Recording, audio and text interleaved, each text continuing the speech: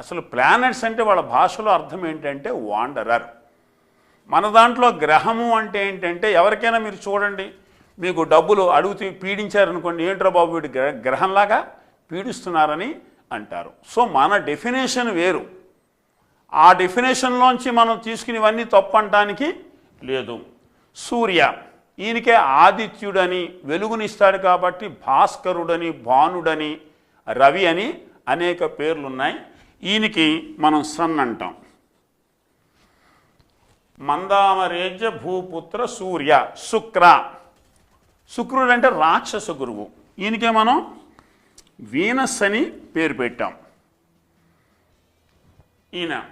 ఈయనకే భార్గవుడని కూడా పేరు. హిమకుంద మృణాలాభం దైత్యానాం పరమం గురుం సర్వశాస్త్ర ప్రవక్తారం తం భార్గవం ప్రణమామ్యహం. ఆ తర్వాత ఇందుజ,